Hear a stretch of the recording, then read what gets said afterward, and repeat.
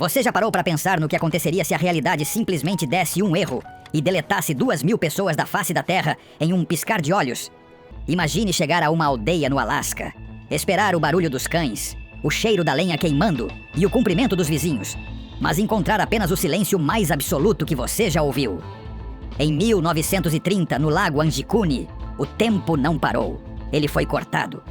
O que Joe LaBelle encontrou naquela noite de novembro não foi uma cena de crime, mas uma cena de desaparecimento impossível. Comida ainda estava sendo cozida sobre o fogo. Agulhas de costura estavam espetadas em roupas inacabadas. E o vento soprava através de portas abertas de casas que deveriam estar cheias de vida. Onde foram parar os habitantes? O Passo Angicuni é um desses lugares que a geografia oficial prefere ignorar. Localizado no remoto território de Kivalliq, no Canadá, o vilarejo era um ponto de apoio conhecido para caçadores de peles.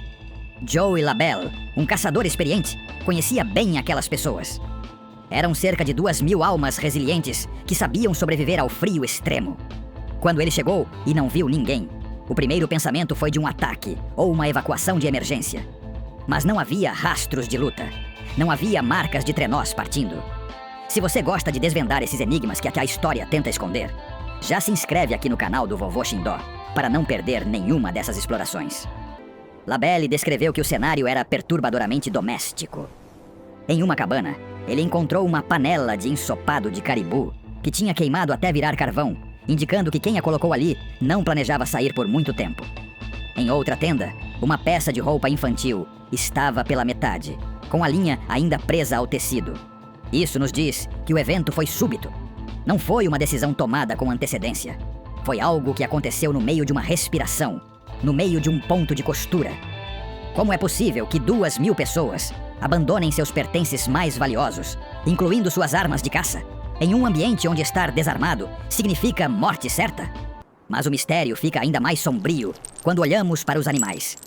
Os cães de trenó, essenciais para a vida no Ártico, foram encontrados amarrados aos seus postes, todos mortos de fome sob camadas de neve de quase 1 metro.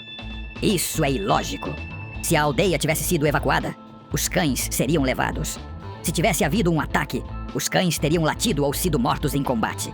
Eles foram deixados para trás, para morrer lentamente, enquanto seus donos simplesmente evaporavam. Me diga aqui nos comentários. Você acha que seres humanos seriam capazes de abandonar seus companheiros de sobrevivência assim? Ou algo os impediu de voltar? O vovô quer saber a sua opinião.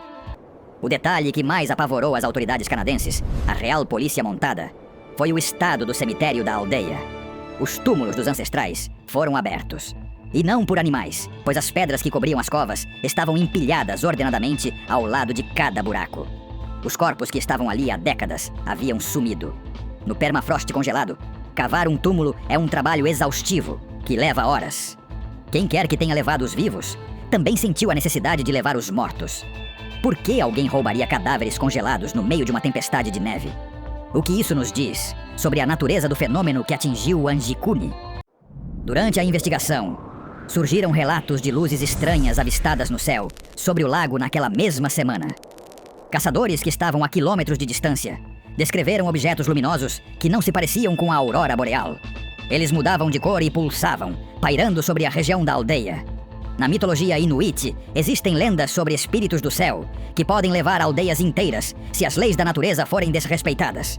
Estaríamos falando de uma intervenção extraterrestre ou de algo muito mais antigo que habita as profundezas do gelo canadense? Céticos tentaram dizer que o vilarejo nunca foi tão grande, ou que LaBelle exagerou nos números. Mas registros de censos e relatos de outros comerciantes confirmam que Angicuni era uma comunidade próspera. A Polícia Montada do Canadá manteve o caso aberto por anos, sem nunca encontrar uma única peça de roupa ou rastro de sangue na neve. O gelo é um excelente preservador de evidências, e se 2.000 pessoas tivessem caminhado para a morte na floresta, seus corpos seriam encontrados eventualmente. Mas o Ártico permaneceu mudo, guardando o segredo debaixo de quilômetros de neve eterna. Algumas teorias modernas sugerem que Angicuni pode ter sido vítima de um experimento militar ou de um fenômeno magnético raro que causou uma desorientação em massa. No entanto, isso não explica os túmulos abertos ou a comida no fogo. Outros apontam para a possibilidade de uma fenda no tempo-espaço, onde a aldeia teria simplesmente deslizado para outra dimensão. Se as luzes no céu eram portais, o Passo Angicuni não seria um lugar de morte, mas de transição. Mas para onde? E por que os cães não foram levados? Talvez o que quer que tenha vindo buscar os humanos não tivesse interesse em outras formas de vida. O impacto deste caso na época foi tão grande que mudou a forma como as patrulhas eram feitas no norte. O medo de encontrar outra aldeia fantasma assombrava os caçadores solitários. O Passo Angicuni se tornou um lugar tabu, evitado pelos nativos locais que acreditam que o solo ali está amaldiçoado. Eles dizem que o silêncio daquele lugar ainda grita o nome daqueles que sumiram.